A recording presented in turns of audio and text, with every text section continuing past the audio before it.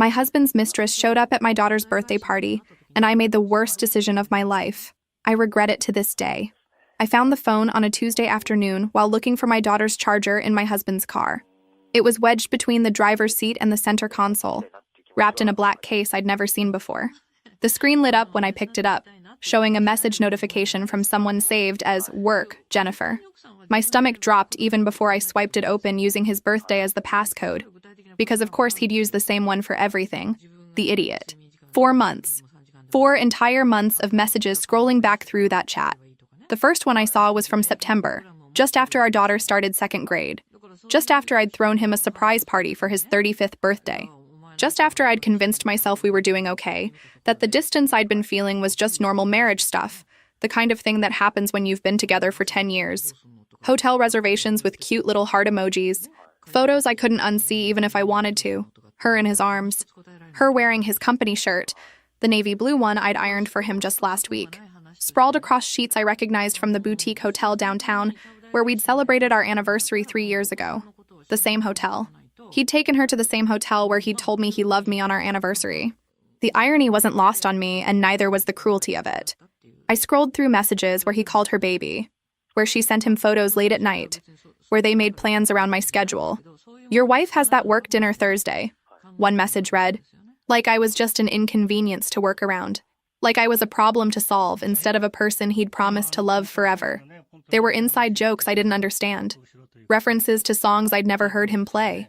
A whole secret language they'd developed while I was home, making dinner and helping with homework, and believing his lies about late meetings and inventory counts and deadline crunches.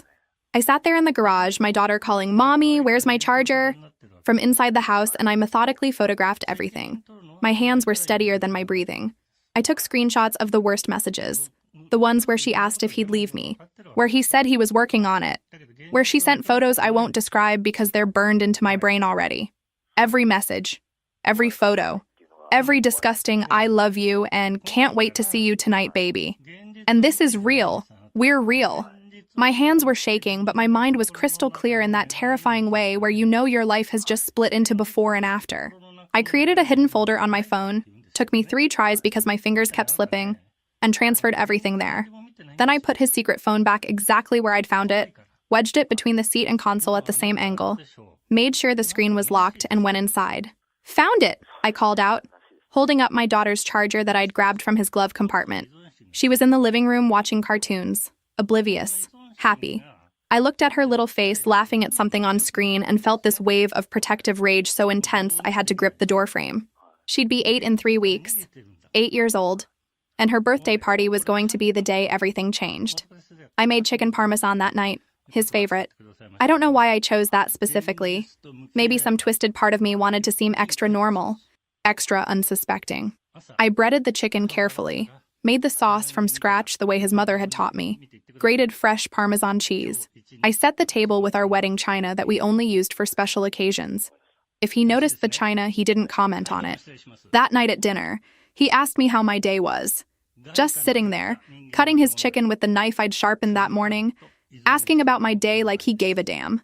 Like he hadn't spent his lunch hour in a hotel room with someone else. I watched him chew and swallow and smile at our daughter when she told him about her art project at school. Something about painting autumn trees, and I felt this cold distance settle over me. Like I was watching him through soundproof glass. Like he was a stranger who happened to look exactly like my husband. He told a story about a difficult client, some guy who kept changing his order specifications. He did this funny voice imitating the client, and our daughter giggled. I'd heard him do that voice 1,000 times. Now I wondered if he did it for her too. If she got the same performance, the same jokes, the same charm. He had no idea. No clue that I knew everything. No sense that anything was different. He finished his chicken and complimented the Parmesan and asked if there was dessert, and I smiled and said ice cream. And he said, "Great." And our daughter bounced in her chair, excited about ice cream. Our daughter asked if we were fighting because I was being quiet, and I forced a smile so fake it hurt my face. "No, sweetie. Mommy's just tired." She looked between us with those big worried eyes kids get when they sense something's wrong, and I felt the first crack in my resolve. But then I looked back at him, at his normal face doing normal things, and the rage came flooding back. I didn't sleep that night. I lay there next to him, listening to him breathe, scrolling through lawyer websites on my phone with the brightness turned all the way down. I work as an administrative manager at a logistics company. Decent salary, benefits, the kind of stable, boring job that pays the bills. He's a sales supervisor in the same industrial park, different company. Our schedules line up perfectly, which I'd always thought was convenient for coordinating childcare. Now I realized it was convenient for something else entirely. I found 3 lawyers who specialized in divorce and custody cases. I read reviews until 3 in the morning. I bookmarked the one who had a reputation for being aggressive and thorough. Then I went through our bank statements on my phone, screenshot every single hotel charge that corresponded with his late work nights, the boutique hotel, the chain hotel by the highway, even a bed and breakfast 2 towns over, hundreds of dollars. Our money we were supposed to be saving for our daughter's college fund. I should mention here that I didn't cry. Not that first night. I was too angry to cry. That would come later, but on Tuesday night I was made of ice and fury. The next morning, I called the lawyer's office and made an appointment for the following Monday. Then I went to work, managed spreadsheets and coordinated shipments, and had lunch with my coworker who complained about her teenage son, and I smiled and nodded like my life wasn't imploding, like I wasn't planning the systematic destruction of my marriage during coffee breaks. The weekend was torture. We took our daughter to the park. We went grocery shopping together. He kissed me goodbye Saturday morning before his golf game, sure it was, and I kissed him back, tasting lies. Sunday night, we watched a movie on the couch and his arm was around me and I wanted to scream, but I didn't. I was patient. I was controlled. I was gathering evidence. Monday's meeting with the lawyer changed everything. I'd chosen his office deliberately, 40 minutes away from our town, in a building where no one would recognize me. His name was Richard. Late 50s, gray hair perfectly trimmed, expensive navy suit with subtle pinstripes, the kind of attorney who'd seen every iteration of betrayal and heartbreak and wasn't shocked by anything anymore. His office smelled like leather furniture and old books and some kind of cedar air freshener that was probably meant to be calming, but just made me more aware of how fast my heart was beating.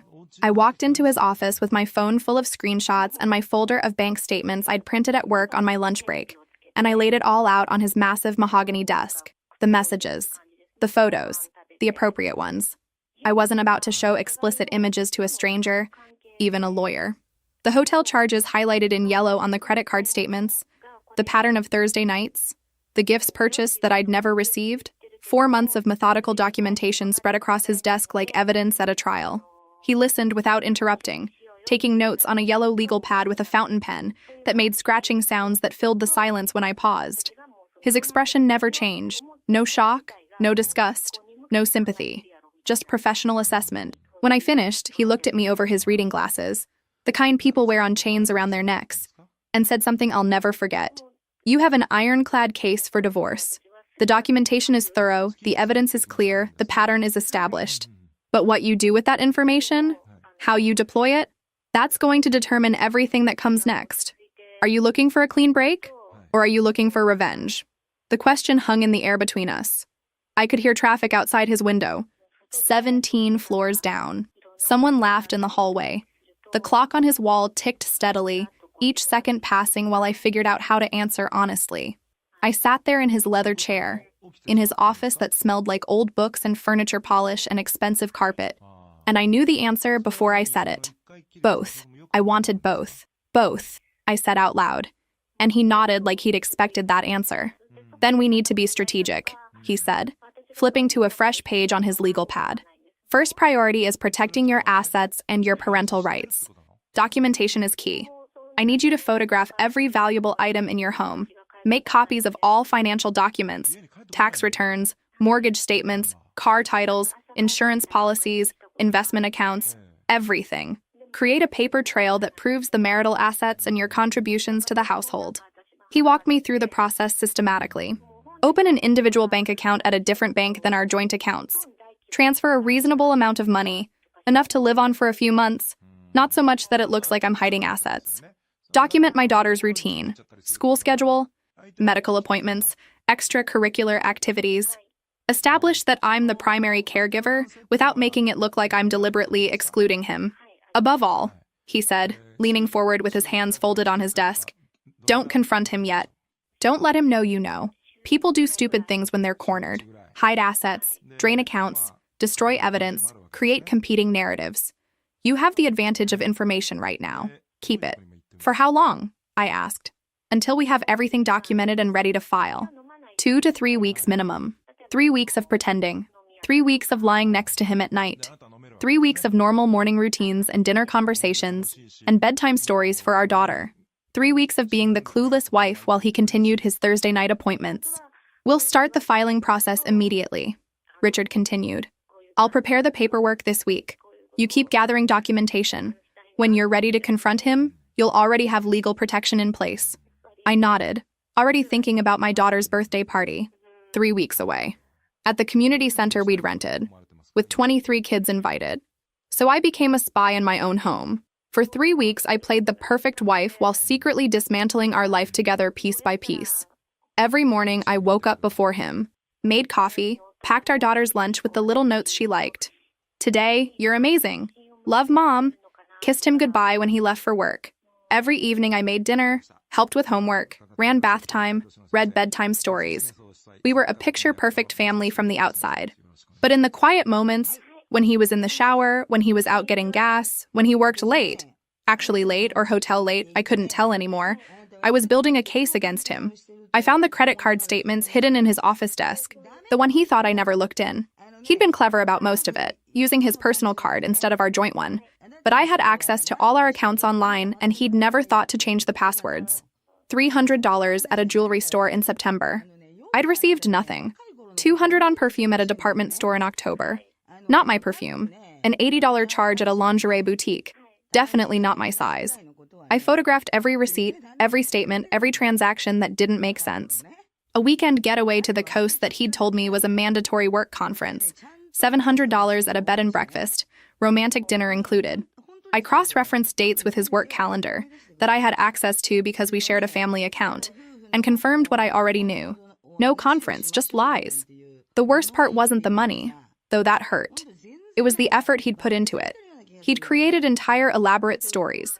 He'd packed an overnight bag and left early Saturday morning with a travel mug of coffee I'd made him, kissed me goodbye, told me he'd miss me, texted me photos of a convention center that I later reverse image searched and found was stock photography from a website. He'd called me Saturday night to say goodnight, told me the keynote speaker was boring, asked how our daughter's dance recital had gone. I'd sent him videos. He'd responded with heart emojis. All while he was 2 hours away at a romantic inn with her. The level of deception was staggering. This wasn't a moment of weakness or a drunken mistake. This was a calculated double life, maintained through consistent lying, fake scheduling, and apparently a whole separate phone just to manage the logistics. I also started documenting everything about our daughter's life: who took her to school, who made doctor's appointments, who helped with homework, who signed permission slips. Me. Always me. He was present physically, but I was the one running our daughter's life. Richard had told me this would matter in custody proceedings. Every night, I transferred new evidence to the hidden folder on my phone. Photos of documents, screenshots of accounts, a detailed log of my husband's schedule versus where he actually was. I was meticulous, methodical, cold. During week 2, I followed him to the hotel again. I sat in my car across the street and watched them through the lobby windows, laughing, touching, completely at ease with each other. They looked like a real couple. Like what we used to be before 10 years of marriage and a kid and bills and exhaustion wore us down to roommates who occasionally had sex. Part of me understood the appeal. Jennifer was young, child-free, probably didn't nag him about taking out the trash or budgeting for our daughter's orthodontist appointments. She was the escape from real life, from responsibility, from me. But understanding didn't make it hurt less. And it definitely didn't make me want to hurt him any less. And I found the pattern. Every Thursday night for 4 months. Every single one. Thursday was their night. While I thought he was working late on end-of-week reports, he was with her. The consistency of it made it worse somehow. It wasn't spontaneous passion. It was scheduled, premeditated. He'd put her in his calendar like a dentist appointment. I froze our joint savings account. I removed him as the beneficiary on my life insurance policy. I changed the password to our streaming services. Petty. I know, but it felt good.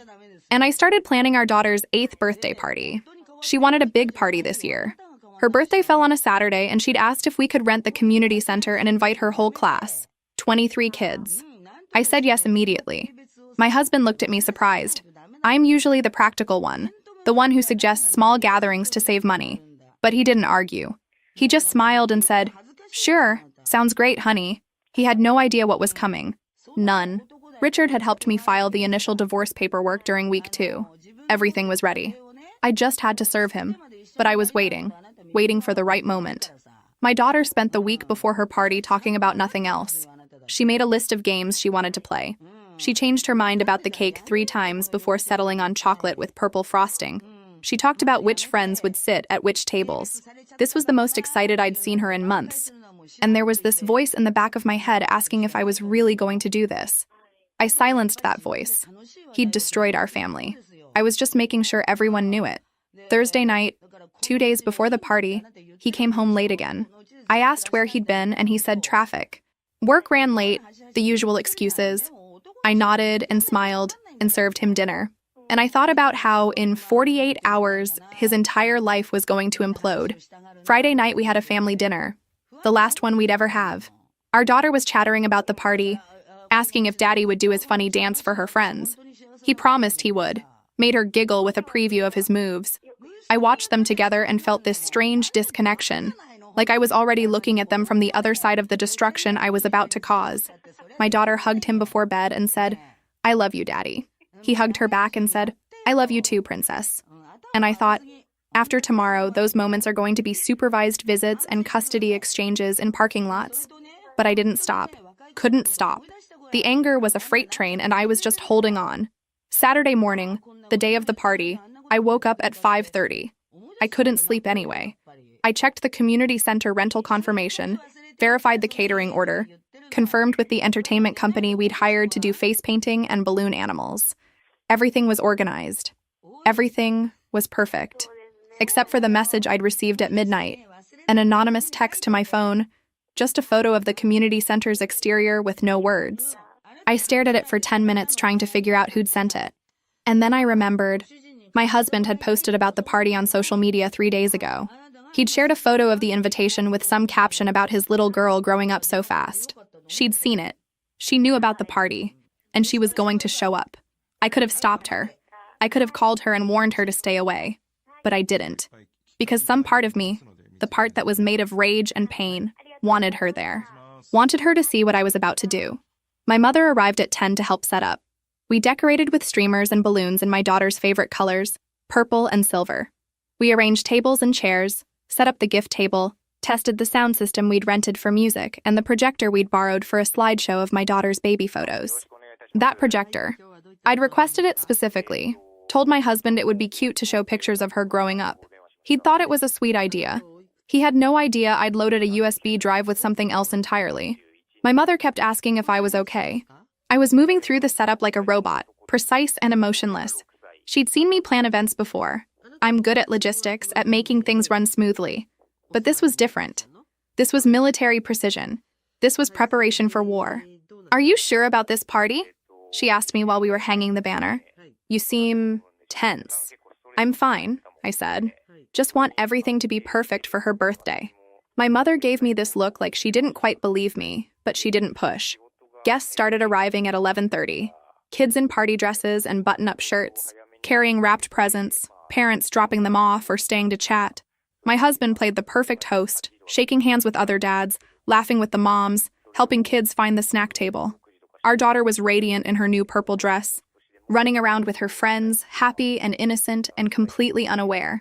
I watched it all like I was outside my body, watched parents admire the decorations, watched kids play games, watched my husband smile and joke and pretend his life wasn't about to end. Everything was so normal, so perfect, so about to be destroyed.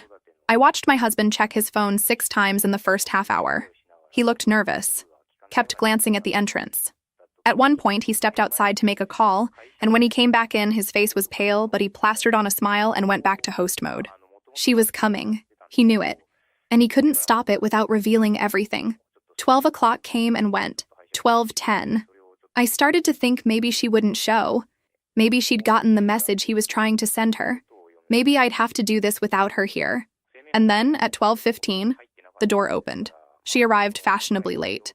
I was standing near the entrance when the door opened, and there she was. Jennifer, blonde hair and curls, makeup perfect, wearing a dress that was way too nice for a child's birthday party. She had a wrapped present in her hands, and this expression on her face. Not apologetic, not embarrassed, confident. like she had every right to be there. Our eyes met across the room. She smiled. Actually smiled at me. The nerve, the absolute audacity of this woman to walk into my daughter's birthday party, into this room full of families, and smile at me like we were acquaintances meeting at a coffee shop. I felt my heartbeat in my throat. This was it. This was the moment I'd been planning for 3 weeks. The moment where everything changed. The moment where I stopped being the fool and started being the truth teller. My hands were steady. My mind was clear. I was ready. She walked past me without a word and headed straight for the other moms standing by the refreshment table. I heard her introduce herself as a very close colleague of the host, emphasizing very close with this little laugh that made my blood boil. The other moms were polite but confused. Nobody knew who she was or why she was at a kid's party. My husband saw her and froze. I watched the color drain from his face. He started walking toward her, but I moved faster. I intercepted her before she could reach my daughter, who was over by the balloon artist with 3 of her friends. Jennifer. I said her name loud enough that several conversations stopped. So glad you could make it. She turned to me with that same confident smile, but I saw the flicker of uncertainty in her eyes. She hadn't expected me to acknowledge her. She'd expected drama, maybe, but not this calm directness. I work with your husband, she said, like that explained everything. Like that gave her permission to be at my daughter's birthday party. I know exactly who you are. I kept my voice steady. I've seen the photos. All of them. The smile dropped. Around us, more conversations were stopping. Parents were starting to notice that something was wrong. I think there's been a misunderstanding, she started, but I cut her off. No misunderstanding. Everyone, can I have your attention, please? My hand moved toward the laptop. For 1 second, just one, I hesitated. I could still stop this. Take her outside, handle it privately, protect my daughter from seeing any of this. But then Jennifer shifted. That confident posture returning, and the rage won. I want to introduce everyone to Jennifer. She's been sleeping with my husband for the past 4 months. The words came out clear and loud, louder than I'd intended, cutting through every conversation in the room. The music was still playing, some cheerful kids' playlist, but it might as well have been silence. Parents froze mid-sentence. A mom holding a paper plate of cake just stood there with her mouth open. 2 dads by the drinks table turned to stare. Even the kids sensed something was wrong. The energy in the room had shifted so drastically that several of them stopped playing and looked toward the adults. My husband was already moving toward me, but I was faster. I walked to the projector where my laptop was connected for the photo slideshow we'd been planning to show later. Cute pictures of my daughter from baby to now. The kind of thing that makes grandparents cry. I closed the slideshow file and opened another folder I'd created that morning. A folder labeled simply, Evidence. I have proof, I said, my voice echoing in the suddenly quiet room. Everyone should know who they're dealing with. Stop, my husband's voice, loud and panicked, closer now. Don't do this here. Think about what you're doing, not at our daughter's party. But I was already clicking through files. The first screenshot appeared on the white screen behind me, blown up huge so everyone could read it. A text message from him to her. Can't stop thinking about last night. You're incredible. The timestamp showed it was from 2 weeks ago, 9:30 at night, right after he'd told me he was going to bed because he had an early meeting. I heard someone gasp. Another mom whispered, "Oh my God," to the person next to her. I clicked to the next one. A photo of them together, his arm around her, both smiling at the camera in what was clearly a hotel room.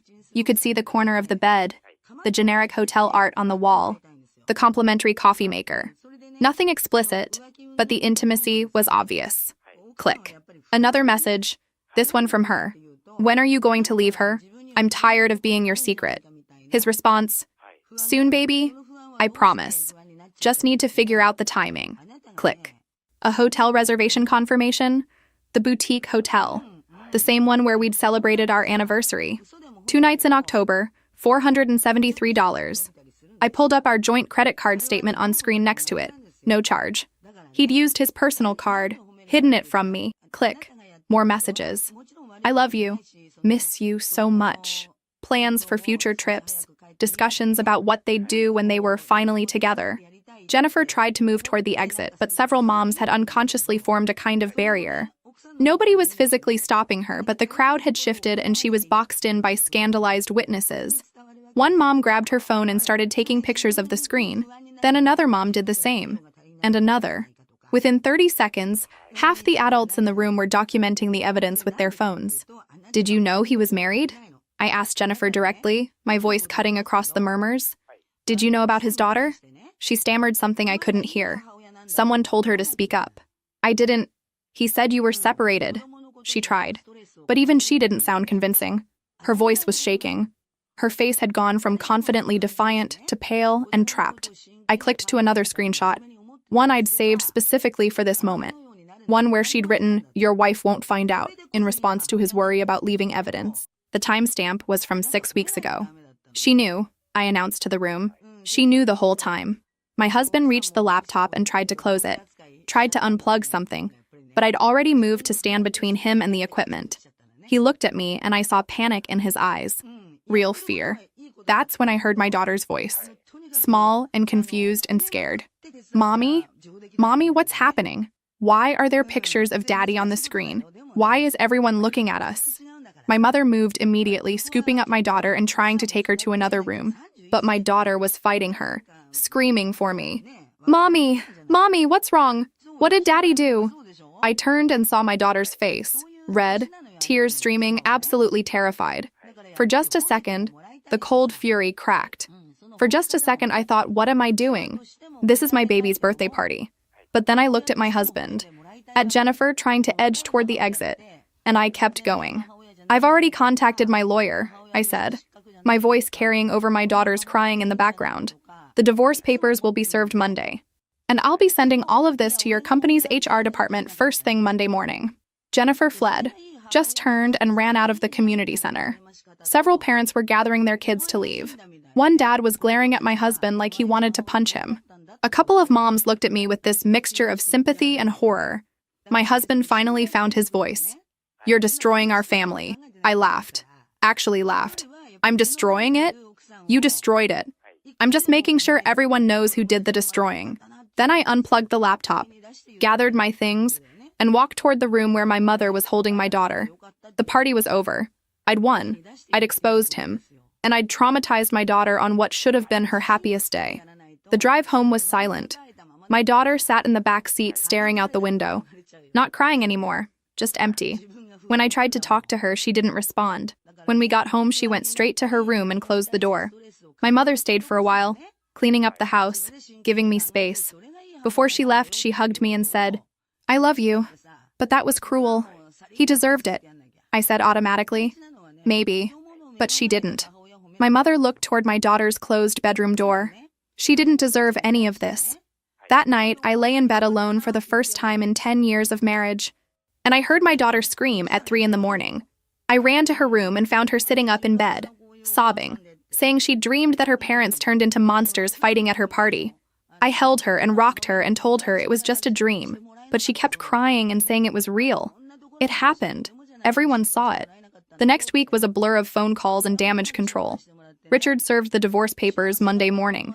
The HR investigation at both our companies started Tuesday. Turned out workplace affairs violated company policy, especially when one party was in a supervisory role. My husband was put on administrative leave pending investigation. Jennifer was terminated within 2 weeks for documented policy violations and creating a hostile work environment.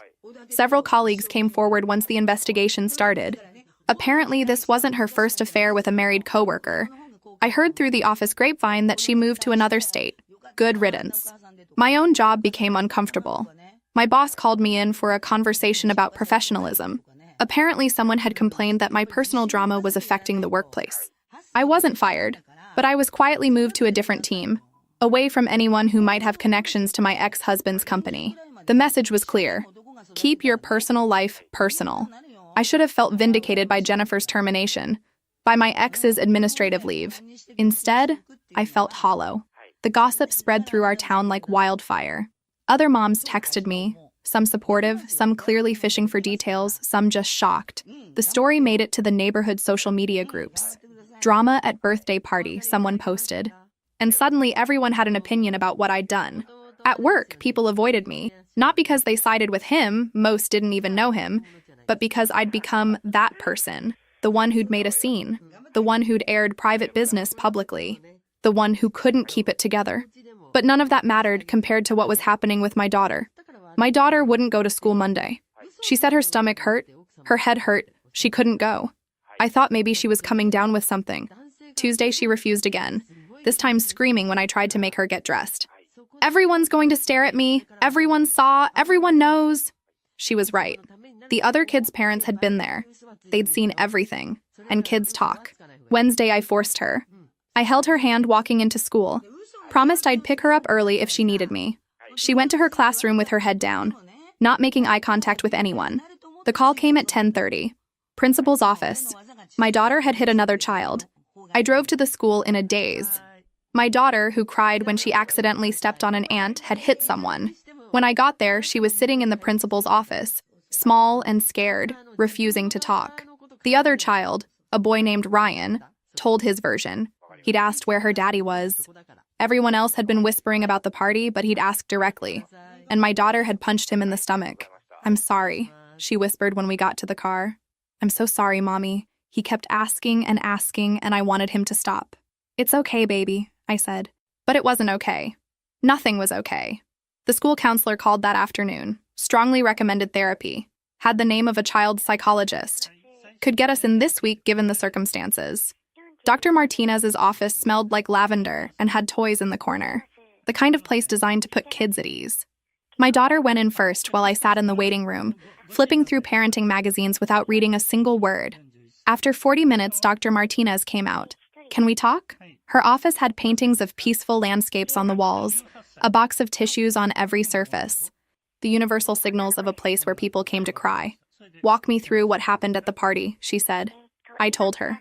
The whole thing. The phone, the evidence, the projector, the screenshots, Jennifer showing up, the confrontation, my daughter screaming. I told it like I was narrating someone else's life. "Why that moment?" Dr. Martinez asked when I finished. "Why did you choose your daughter's birthday party?" "Because," I started. "Because Jennifer came. Because everyone was there. Because I wanted witnesses." I tried all these explanations in my head, but they all sounded hollow. "Because I was angry," I finally admitted. "Because I wanted to hurt him.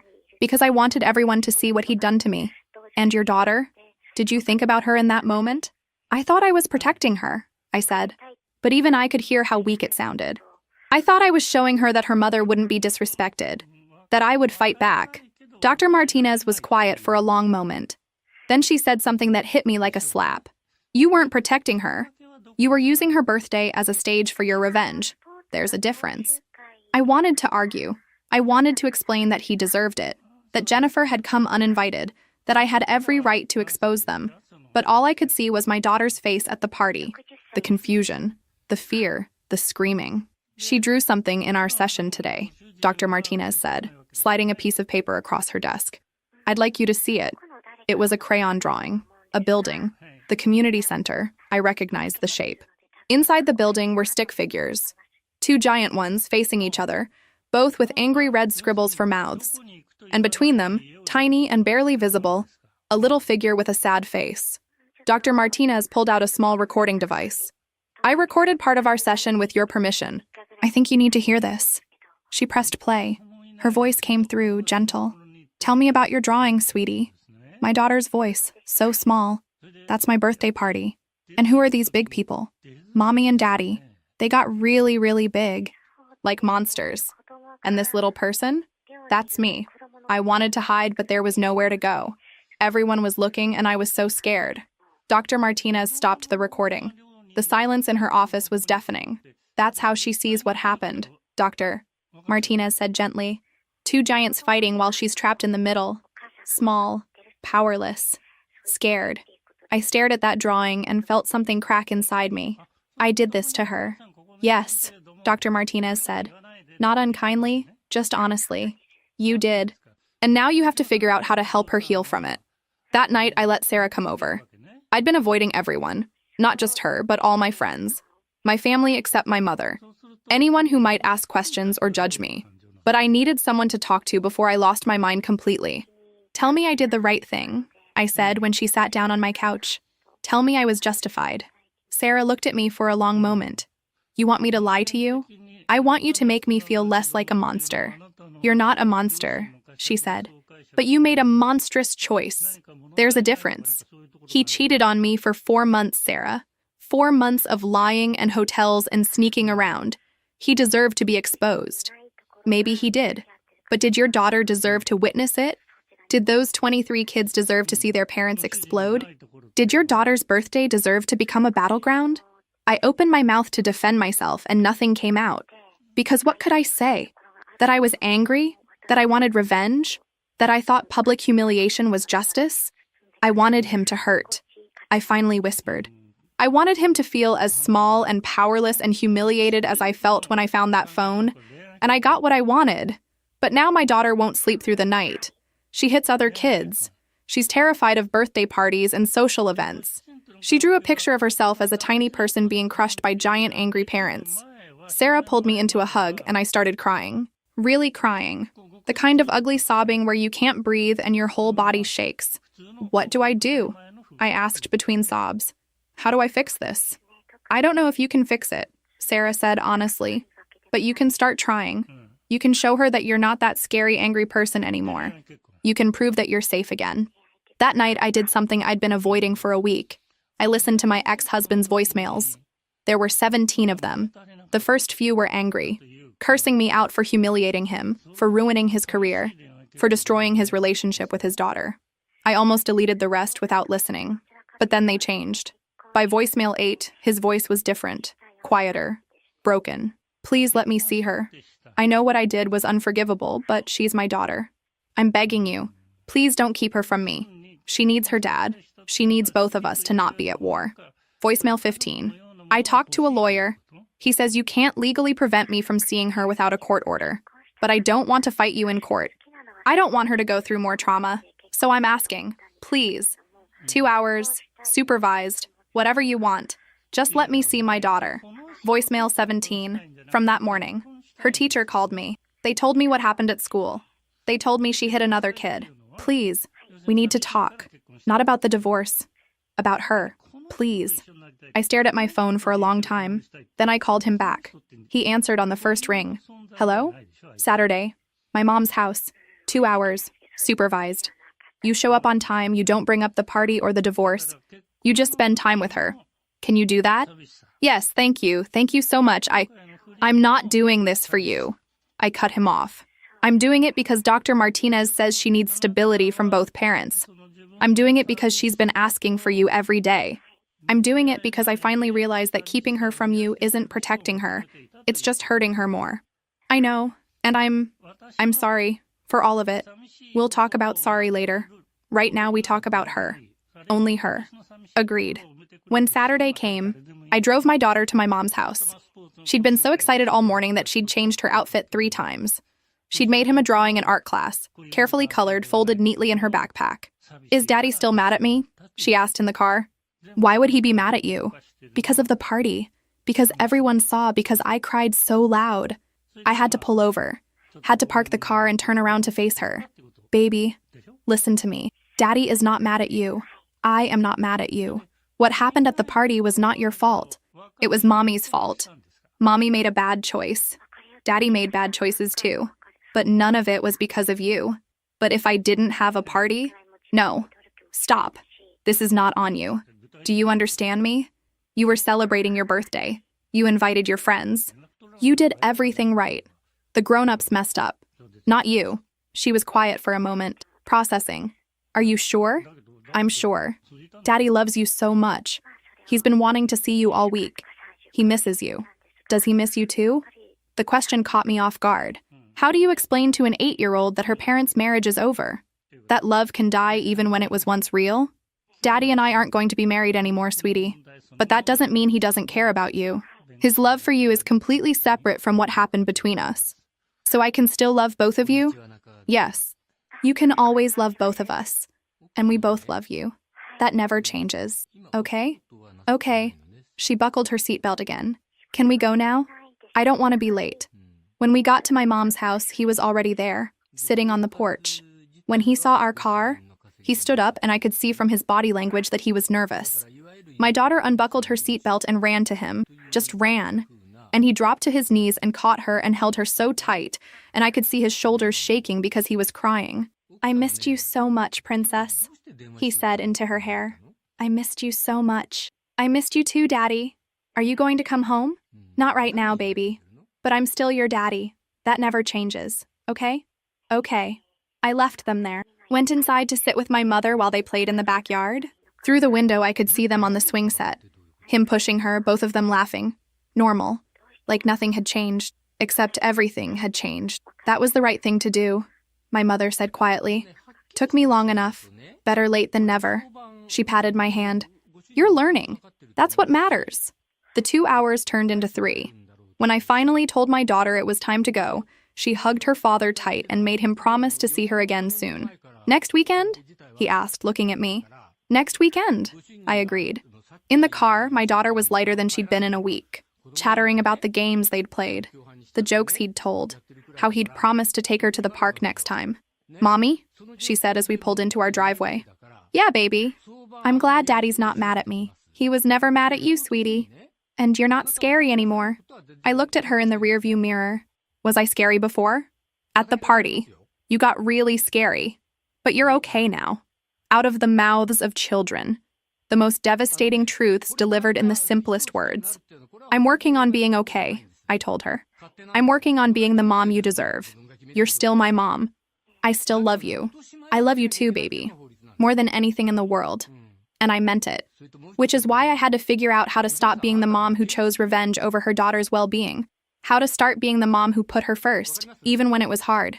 Even when it meant setting aside my rage and my hurt and my need to win. The next 8 weeks were the hardest of my life. Not because of the divorce proceedings.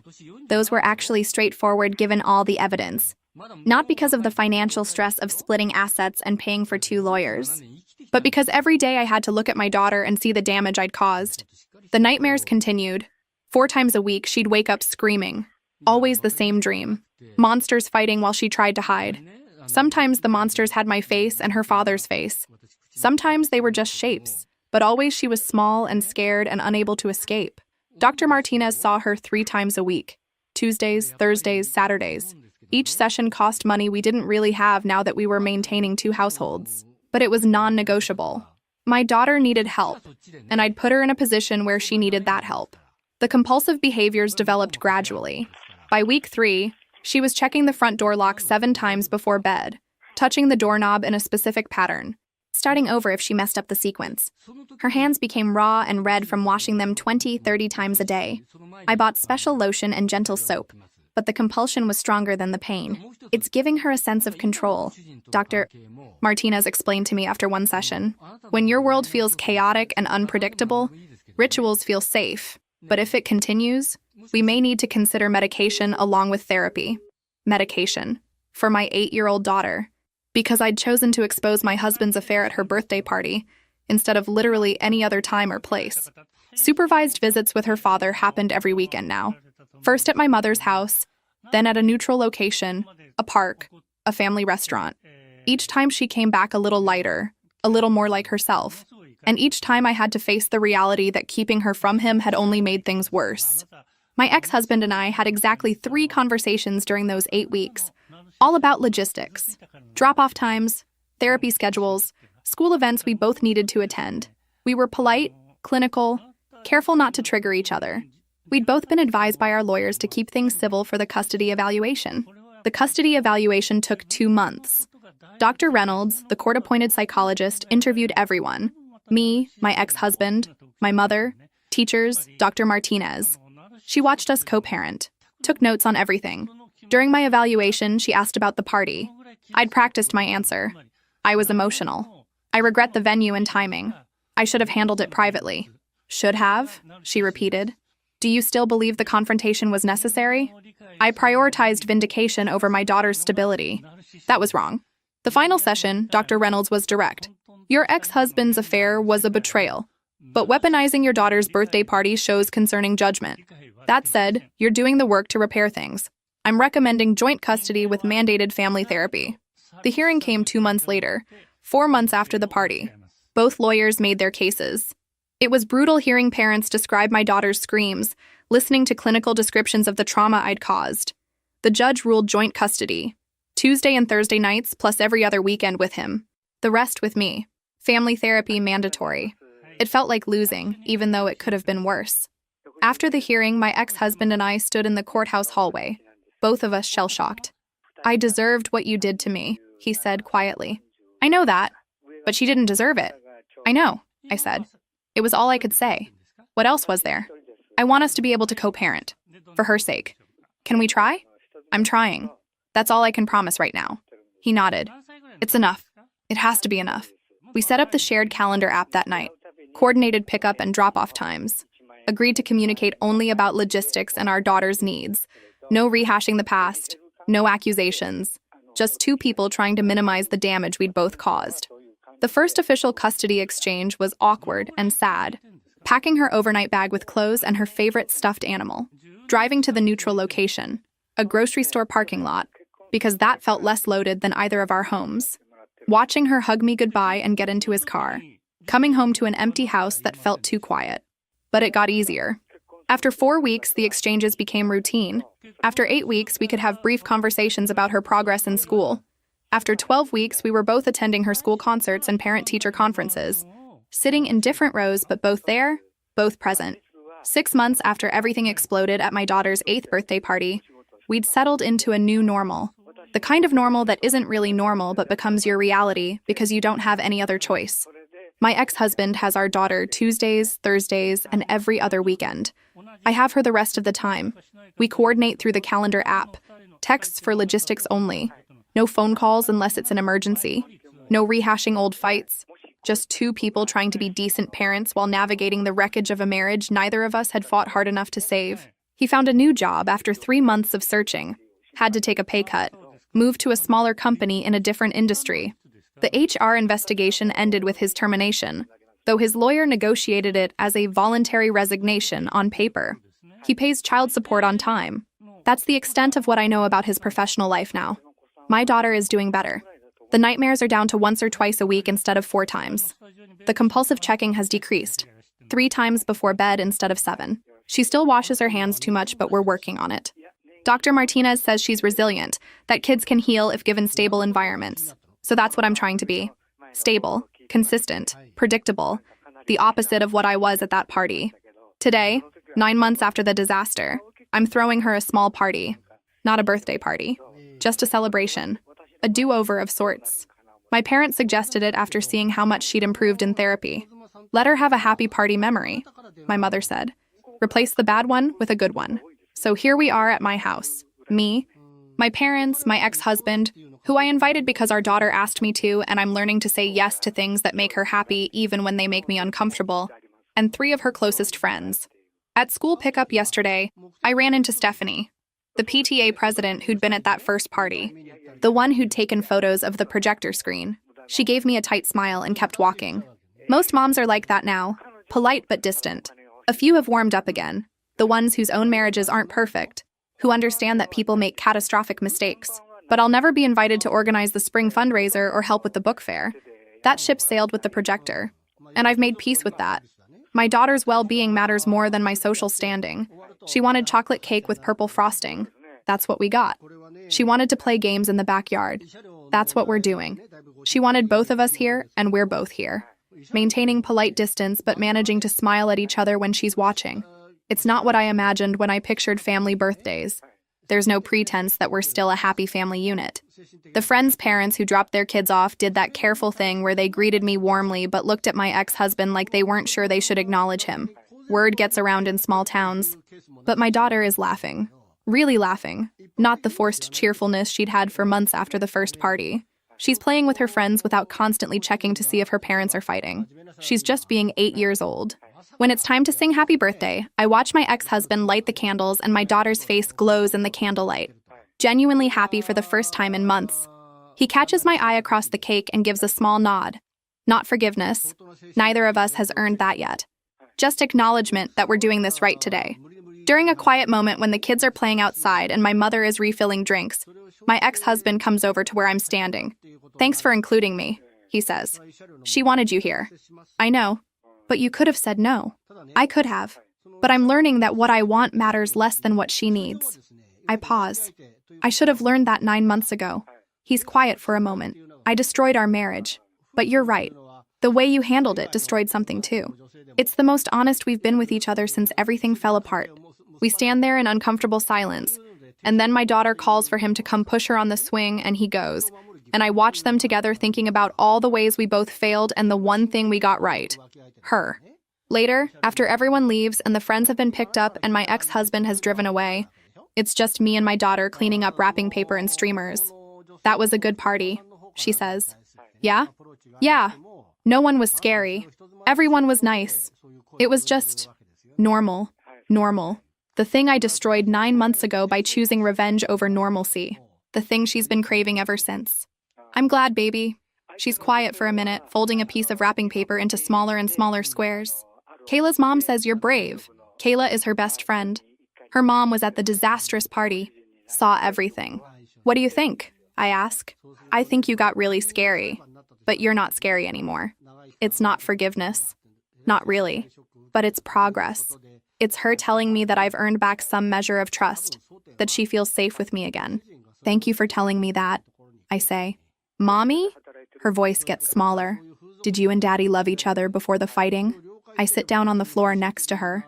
This is important. This is one of those moments where I need to get it right. Yes, very much. We loved each other for a long time. What happened? How do you explain this to an 8-year-old? How do you tell her that sometimes love isn't enough? That people hurt each other? That anger can make you do terrible things? That her parents are both flawed humans who made catastrophic choices? Daddy did something that hurt me really badly, I say carefully. And then I got so angry that I hurt you and hurt him back in a really bad way. At my party. At your party. And I'm so sorry about that, baby. I should have handled it differently. I should have protected you from all of it. Are you still angry at Daddy? Honest. I need to be honest. Sometimes. But I'm working on not being angry all the time. Because being angry doesn't help you. And you're the most important thing. More important than being right? Out of the mouths of children.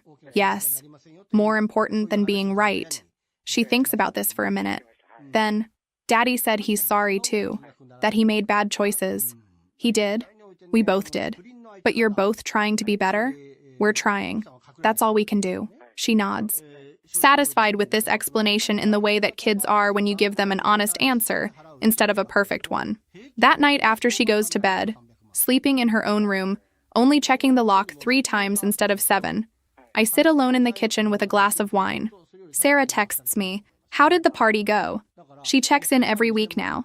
After months of me avoiding her calls, she didn't give up. Real friends don't. Good, I text back. Really good. No disasters. Just cake and games and a kid who's genuinely happy. That's what healing looks like, she responds. Proud of you. I found out my husband was cheating and I had every right to be furious. Every right to leave.